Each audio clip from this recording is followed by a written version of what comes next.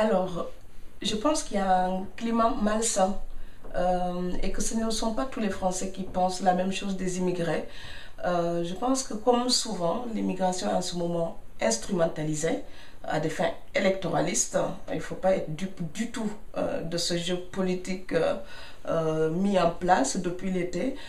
Les Roms, ça c'est une affaire européenne, par exemple, mais ça touche directement aussi tous les étrangers qui viennent ici. Ça donne un climat malsain, une ambiance générale qui se détériore pour les immigrés. Mais je pense que c'est momentané. Voilà, la France fera tout, je pense, pour mériter encore son image de pays des droits de l'homme.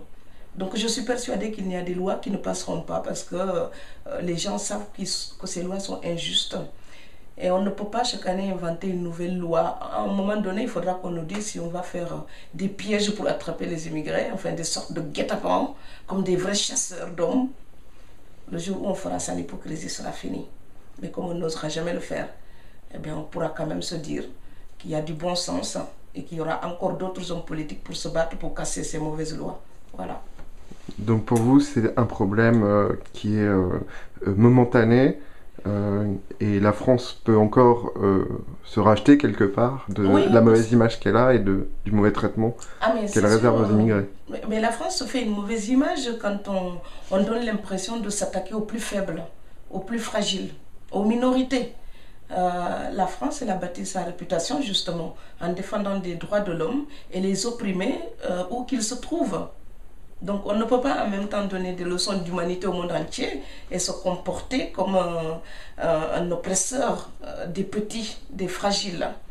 Cette contradiction-là, je suis persuadée que tôt ou tard, il y a des Français qui vont se lever contre ça. Eh bien, il faut faire confiance au génie français, comme disait Montesquieu. Et le génie de ce peuple, comme le disait toujours le même Montesquieu, c'est d'avoir su faire une synthèse de toutes les cultures du monde qui se croisaient ici.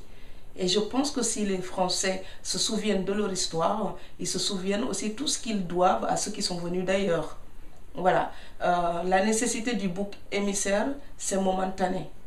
Mais la nécessité de construire une nation viable et pérenne, ça c'est définitif. Et les vrais Français qui ont des valeurs fondamentales humanistes à défendre, je pense qu'ils se soulèveront toujours pour revendiquer cette France-là. Moi, c'est cet espoir-là qui me permet de rester encore ici. Donc, debout la République et ne laissez pas les gens vous transformer en marionnettes pour vous transformer en chasseur d'étrangers. C'est une image qui ne vous va pas, chers Français. Voilà. Merci Fatou Dia. Merci beaucoup.